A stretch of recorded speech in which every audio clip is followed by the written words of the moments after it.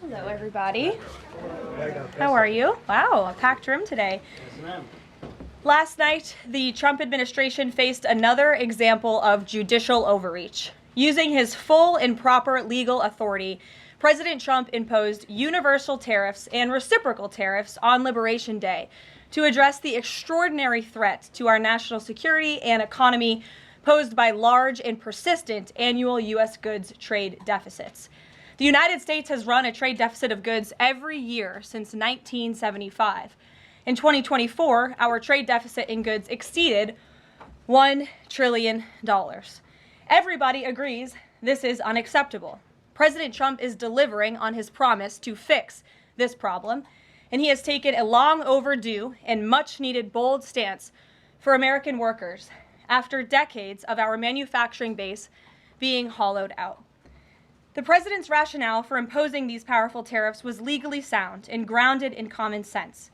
President Trump correctly believes that America cannot function safely long-term if we are unable to scale advanced domestic manufacturing capacity, have our own secure critical supply chains, and our defense industrial base is dependent on foreign adversaries. Three judges of the U.S. Court of International Trade disagreed and brazenly abused their judicial power to usurp the authority of President Trump to stop him from carrying out the mandate that the American people gave him.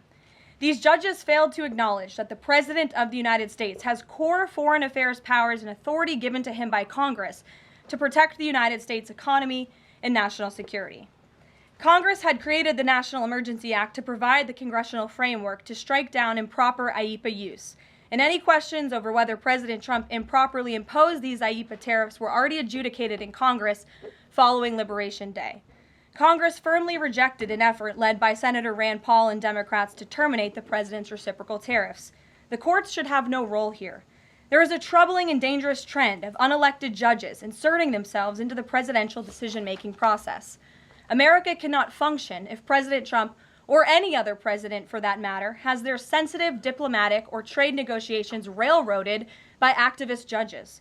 President Trump is in the process of rebalancing America's trading agreements with the entire world, bringing tens of billions of dollars in tariff revenues to our country, and finally ending the United States of America from being ripped off.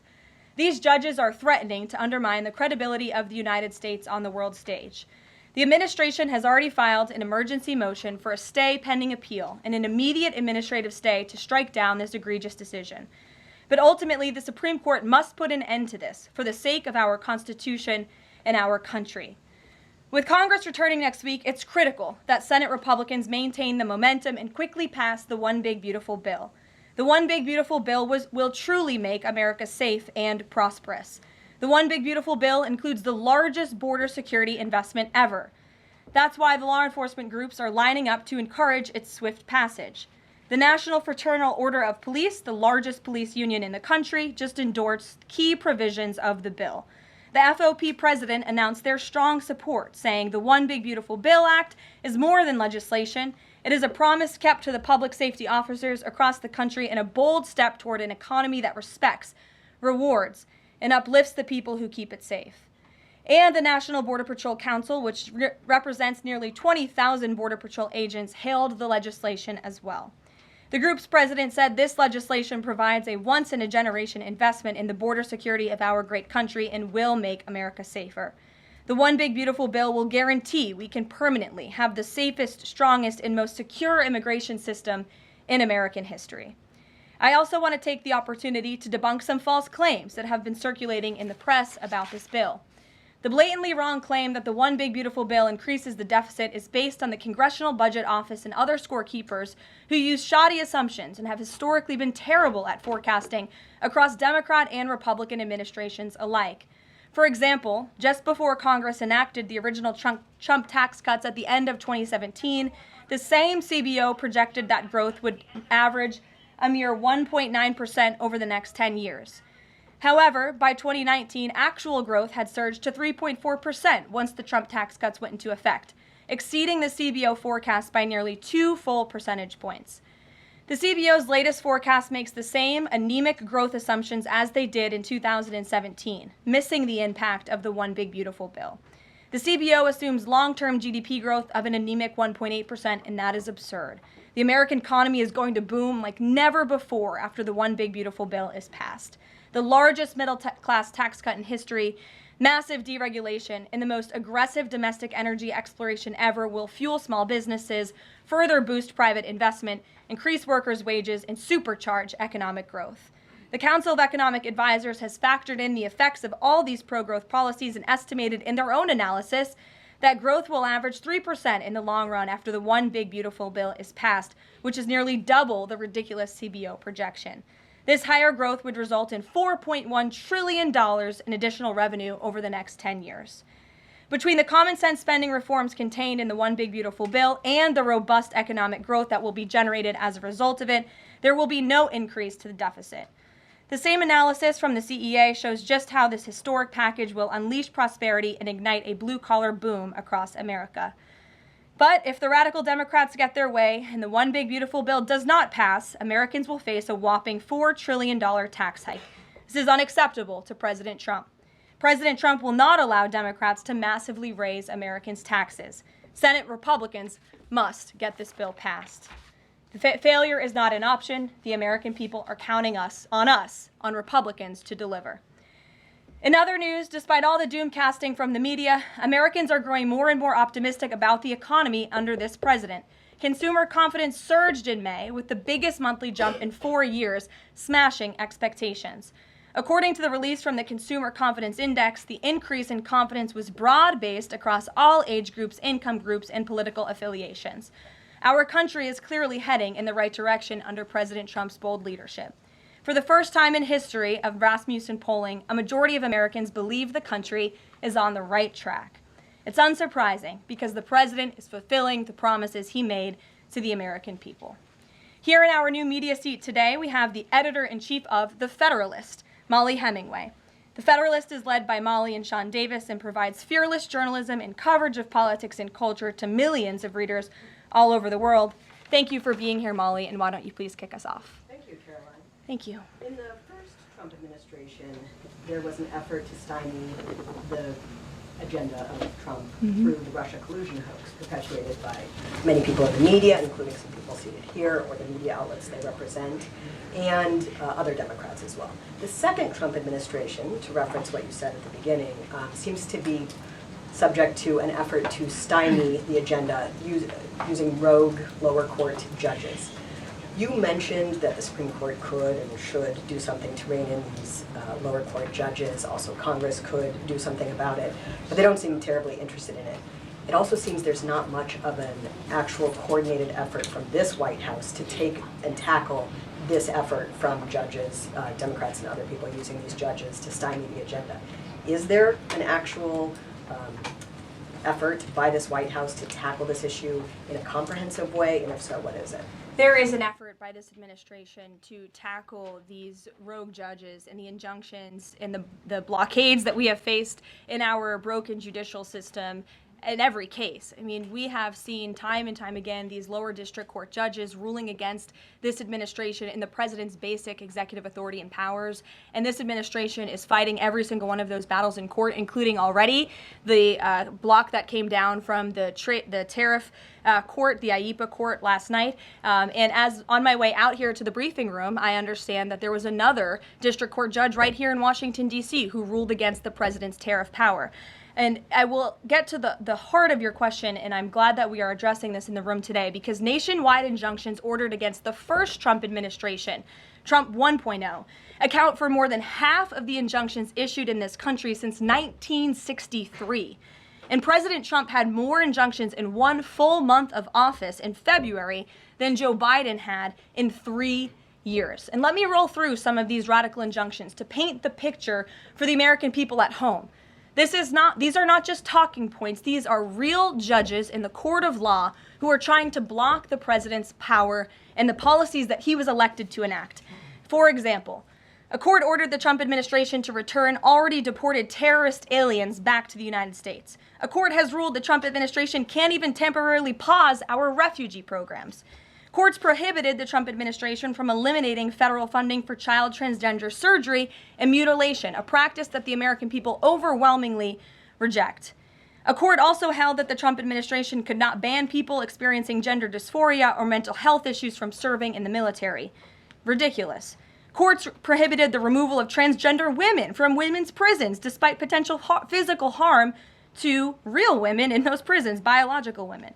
A Northern District of California judge issued an absurd ruling that the president cannot fire people within the executive branch without Congress passing a bill, even though Congress has expressly authorized the president through the Office of Personnel Management to authorize reductions in force across agencies. A court also ordered the Trump administration to rehire thousands of already fired employees in several cases. A federal judge blocked the Trump administration from defunding the Department of Education, another signature campaign promise that this president has the power to implement. Courts ordered the Trump administration could not eliminate funding for illegal DEI programs, hence the word illegal. These are illegal programs to begin with, and now the courts are trying to say this president can't roll them back. And a district court judge prohibited the president from issuing any categorical funding freezes. And then another court ordered on top of that the administration makes $2 billion of payments in 36 hours. These are just a few of the ridiculous orders that we have seen from lower district court judges every day, and we hope that the Supreme Court will weigh in and rein them in. But White House advisor Stephen Miller says it's judicial tyranny. Some people are calling it a judicial coup. You're saying you're responding to each and every one of these actions, efforts by these judges to delay or thwart the implementation of the agenda, but is there going to be anything more than that, or is it just going to let this operation continue, even though it could delay everything for years until the presidency is over? The administration is operating under the directive given to from the president that we need to comply with the court's orders. He's made that very clear, but we're going to fight them in court, and we're going to win on the merits of these cases because we know we are acting within the president's legal and executive authorities. And thanks for being here. Gabe. Thank you, Karoline. Question on tariffs, but first actually some foreign policy news, some breaking news. Some local Israeli media is reporting that Prime Minister Netanyahu told hostage families that he's accepted a 60-day truce offer. So can you confirm, have Israel and Hamas agreed to a truce? I can confirm that Special Envoy Witkoff and the president submitted a ceasefire proposal to Hamas that Israel backed and supported. Israel signed off on this proposal before it was sent to Hamas. I can also confirm that those discussions are continuing, and we hope that a ceasefire in Gaza will take place so we can return all of the hostages home, and that's been a priority from this administration from the beginning. I won't comment further as we are in the midst of this right now. So to be clear, you don't know if Hamas has accepted it yet? Not to my knowledge, but certainly if that becomes the case and this ceasefire goes into effect, you'll hear it directly from myself, the president, or Special Envoy Witkoff. And, on tariffs, Kevin Hassett earlier this morning, he brushed off a legal ruling and called it a hiccup, and he said that trade deal negotiations would continue. Why would other countries continue these trade deal negotiations given the ruling? Because other countries around the world have faith in the negotiator-in-chief, President Donald J. Trump. And they also probably see how ridiculous this ruling is, and they understand that the administration is going to win, and we intend to win. We already filed an emergency appeal. We expect to fight this battle all the way to the Supreme Court. These other countries should also know, and they do know, that the president reserves other tariff authorities, Section 232, for example, to ensure that America's interests are being restored around the world. But I can confirm that our ambassador for trade, Jamison Greer, already heard from countries around the world this morning who said they intend to continue with these negotiations. Peter. Thank you, Caroline. So many of the president's plans right now are being blocked by courts. If the courts are going to be the ones who are shaping policy, does the president wish he would have just become a judge instead? I think the president would take this job over being a judge, and certainly the president is acting within his authority. He wishes judges would do the same. But so the courts are basically telling you guys they think that the White House's policies, the president's policies, are in some way against the law. So why can't President Trump ask the Republicans that control the House and the Republicans that control the Senate just to make a new law? Well, these laws have already been granted to the president by the Constitution and by laws that have been previously passed. I'll give you another example. For instance, we've been blocked in court for the revocation of visas from individuals who have the privilege of studying in the United States of America. Secretary of State Rubio has simply used his authority to revoke those visas, to revoke that privilege, and we've seen the courts try to block that. So if these judges want to be the Secretary of State or they want to be the president, they can run for office themselves. It should be the other way around. But all of the actions the president has taken rely on legal authorities that have already been granted to him by our nation's existing laws. And on a different topic, there are some folks in President Biden's inner circle, who are now in talks with Republicans in Congress to give interviews about how they may have handled President Biden's decline. Is the president satisfied with aides only sitting for these transcribed interviews, or would he also like to see some kind of testimony from the former First Lady, Dr. Biden? I think, frankly, the former First Lady should certainly speak up about what she saw in regards to her husband and when she saw it and what she knew. Because I think anybody looking, again, at the videos and photo evidence of Joe Biden with your own eyes and a little bit of common sense can see this was a clear cover-up. And Jill Biden was certainly complicit in that cover-up. There's documentation, video evidence of her clearly shielding her husband away from the cameras. They were just on The View last week. She was saying everything is fine. She's still lying to the American people. She still thinks the American public are so stupid that they're going to believe her lies. And frankly, it's insulting, and she needs to answer for it. Ouija. Thank you, Caroline. President Trump was asked what he thought about Elon Musk's claim that the big, beautiful bill increases the budget deficit and undermines the work of DOJ. And the president didn't actually comment on those remarks. He just talked about the need to support the bill. So what does the president think about what Elon Musk said? Well, the president is very proud of the one big beautiful bill, and he wants to see it pass. He wants the Senate to get to work on it and send it to his desk as quickly as possible.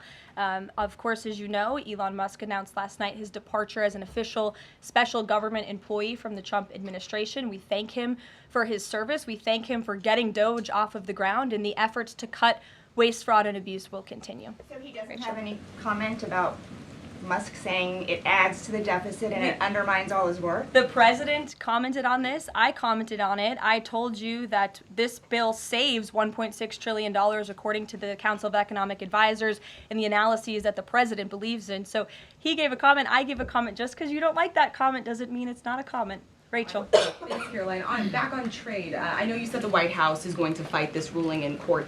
Is the administration actively reviewing other avenues, other options to carry out the president's trade policy? The president's trade policy will continue. We will comply with the court orders, but yes, the president has other legal authorities where he can implement tariffs. However, it does not dispute the fact that the president was right to declare a national emergency when it came to fentanyl and when it came to our crippling deficits and the lack of critical supply chains here at home. That is the reasoning for the president's tariffs. And the court didn't dispute those facts, by the way. And there have been other courts that have reaffirmed the president's position. In fact, a ruling in federal court earlier this month shows that the administration is in the right, said we will win on appeal. A federal district judge in Florida ruled that IEPA, in fact, does grant the president the authority to unilaterally impose tariffs. And 20 years ago, I will add, they are not a court, the New York Times editorial board responded to the January 2005 trade deficit of $58.3 billion by writing an editorial entitled Dangerous Deficits. And since then, our trade deficit has more than doubled. The U.S. trade deficit in January totaled a whopping $131.4 billion. So people on both sides of the aisle, pundits, lawyers, legal scholars, politicians have all agreed that it is a national emergency, our trade deficits and our lack of critical supply chains here at home. It's just President Trump was the first president to actually act on it to restore that wealth and that prosperity to the United States of America. And it's very unfortunate that the courts are now blocking his attempts to do that. Has the administration then reached the point where you are actually asking your economic advisors to start reviewing other avenues to implement the president's trade policy, or do you want to just see this legal process take place for now? We can walk and chew gum at the same time. We are doing both. Josh. The Fed says the president met with the Fed chair earlier today. I'm wondering if you can give us any readout of that meeting. The Fed also says that they discussed the economy. I imagine the president might have shared views on rates as well, but what can you Sure. share with us? I can share with you that the president and I both saw the statement that the Fed put out after the meeting. That statement is correct. However, the president did say that he believes the Fed chair is making a mistake by not lowering interest rates, which is putting us at an economic disadvantage to China and other countries. And the president's been very vocal about that, both publicly and now I can reveal privately as well. Did he speak at all about his plans for that position, but whether he would seek to move Jay Powell out of that position or keep him in until his term ends? No. Okay. Kristen. Can I ask very quickly on the tariff question? You mentioned Section 232 earlier. Are you suggesting that you might sort of speed up some of the existing 232 investigations? Or are you talking potentially using 232 as a replacement power if this ruling doesn't go your way? Of course, you hope it does. I'm not suggesting that. I'm just simply stating the fact that the president has other legal authorities he can use to implement tariffs, and the administration is willing to use those. As you know, we already have applied Section 232 tariffs on specific industries. Yep, thank you. President Trump said that he needed 1.5 to 2 weeks to determine whether or not he believed Vladimir Putin wanted peace. He has been in office now for 4 months. What does he believe is going to happen in the next 1.5 to 2 weeks that would change his opinion?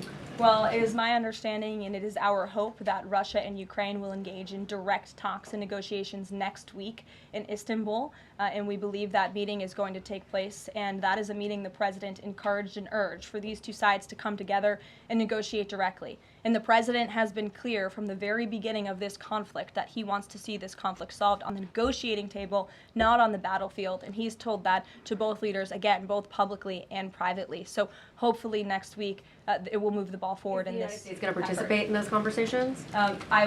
We will let you know if the president plans to send a representative. I'm not tracking that at this time. Kelly in the back. Thanks, Caroline. Sure. I wanted to just clarify once and for all the Qatari jet, the sale, or the gift, because the Qatari government is asking the U.S. to clarify that the jet's pending transfer was initiated by the Trump administration. So is this something that the White House is going to do? The amount of questions we've received, and we've been incredibly clear, and I have answered this, the president has answered this, the Department of Defense has answered this. This is a government-to-government gift transfer from the Qataris to the Department of Defense, to the United States Air Force. It is now in their hands, and for further details on where that stands, I would defer you to the Department of Defense and the United States Air Force. I have nothing more for you on that. Deanna. Thanks, Caroline. 2 questions, one on Big Beautiful Bill, one on immigration. Sure. Yesterday, Trump said, we will be negotiating that bill, and I'm not happy about certain aspects of it, but I'm thrilled by other aspects of it. Wondering if you could, share any specifics on that. And on immigration, do you know how many illegal migrants have taken Trump's voucher program so far and have deported themselves? I believe it's in the thousands of those who have chosen the easier route of self-deportation, and we certainly encourage all illegal aliens who are present within our homeland to take that option. It's a much more pleasant option than being deported, and we will deport you if you're here illegally. That's our intention. As for the first question, what the president was speaking about is how this is a great bill. However, it has come as a result of a hard negotiation. It's difficult to get things done on Capitol Hill, but thanks to President Trump, this bill is moving in the right direction, and thanks to House Republicans and the leadership over there as well, who did a great job mediating both sides of the caucus to move this bill to the Senate. And now the president, again, has told his friends on the Senate side and is already engaged in those conversations to get that bill back to his desk as soon as possible. Sure. Has this administration been briefed about the incident that happened in Gaza on Tuesday during the rollout of the Gaza Humanitarian Foundation distribution of aid to Palestinians there? And should there be a ceasefire, will this administration continue to rely on this foundation for the distribution of aid to civilians?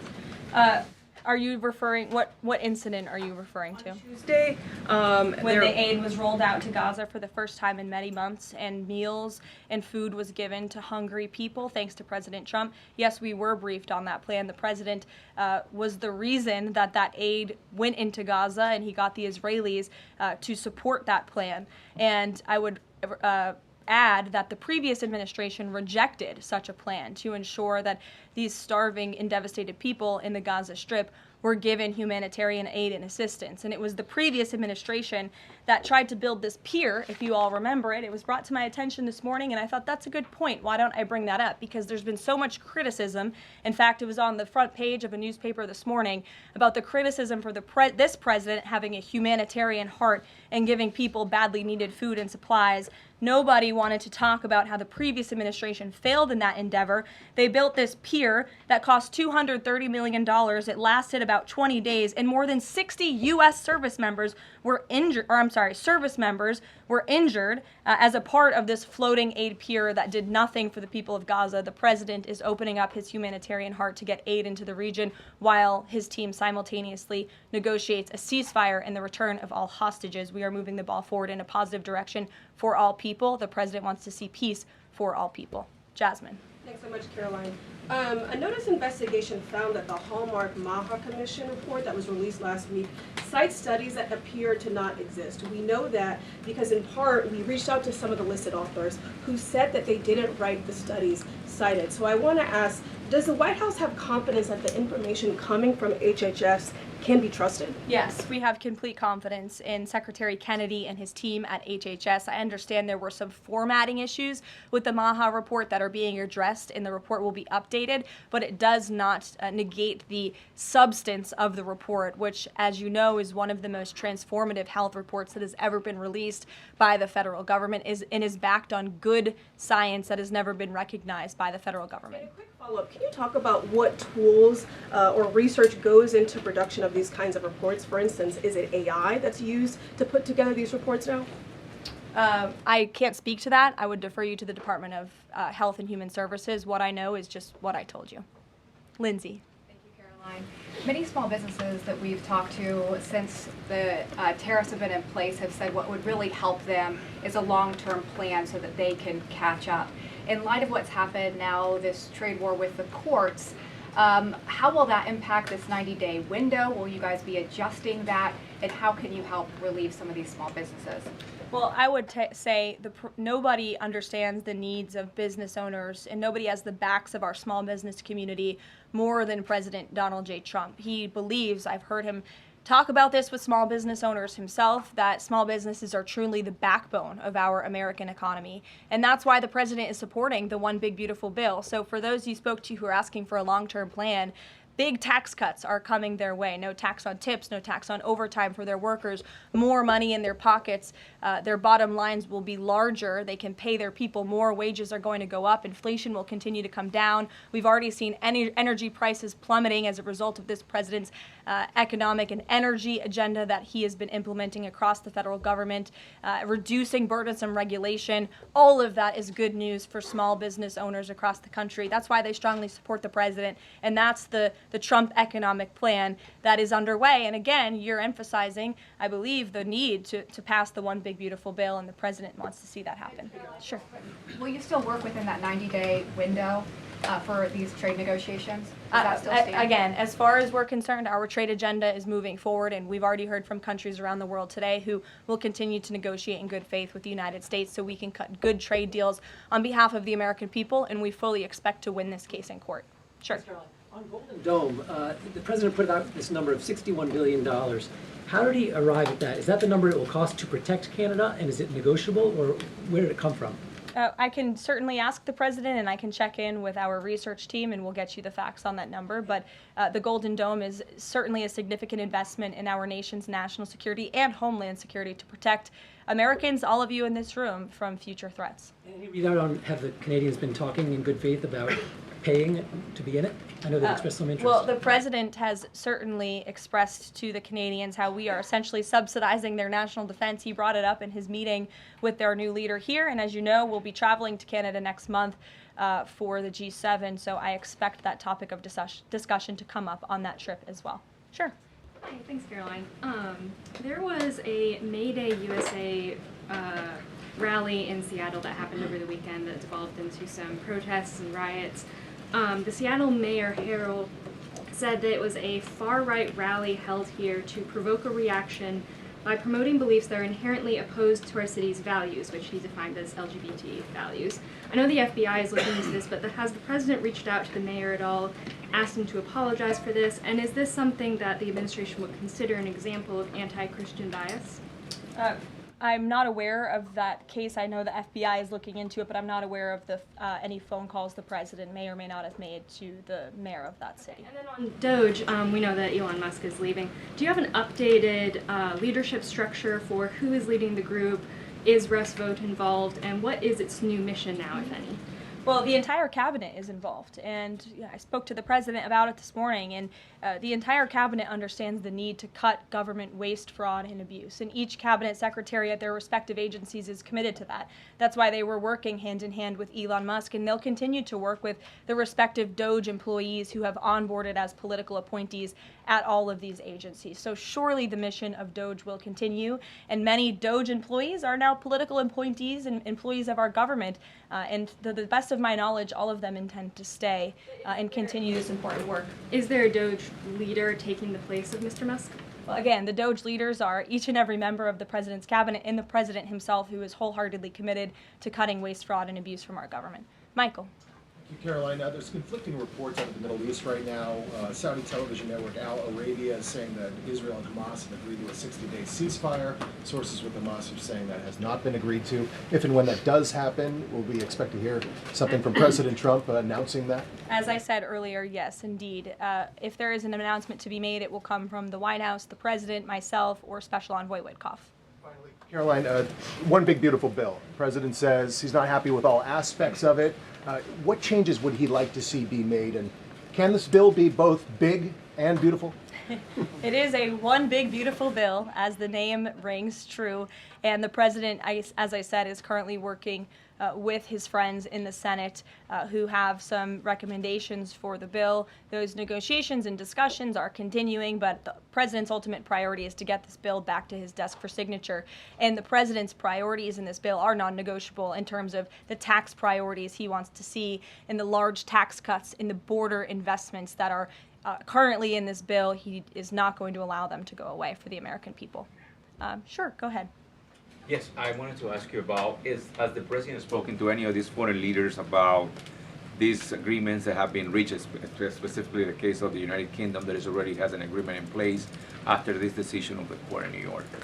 Has the president talked to foreign leaders about what? About the court decision in New York. Which court decision in New York? The trade court. Oh, the trade court decision. He did speak to the leader of Japan this morning, and he said that was a very good call and a good discussion. And as I said, the president's cabinet, Secretary Lutnick, Secretary Bessent, and Ambassador Jameson Greer have all been in touch with their counterparts in countries around the world to let them know the United States will still be at the negotiating table, and we still expect countries around the world to treat us fairly. Again, I will just close by saying that how ridiculous it is that we have been ripped off, our middle class has been hollowed out, our manufacturing base has left and gone overseas, jobs have been offshored, and now no court did anything about that. No court did anything about hundreds of thousands of people being put out of work, about thousands of factories being closed down, about our deficits going to dangerous levels, as the New York Times has said. But now a court is trying to stop a president from trying to correct those wrongs of the past. And this administration will continue to do that. It's a promise the president made to the American people, and it's a promise they elected him on. We will win this battle in court, and the president will implement his America First trade policies. Thank you, everyone. Is the U.S. Steel situation tomorrow at the speech? I can tell you the president greatly looks forward to going to Pittsburgh, Pennsylvania, where he will discuss this historic deal and discuss American jobs and American steel, and we hope to see you all there. Thanks, guys.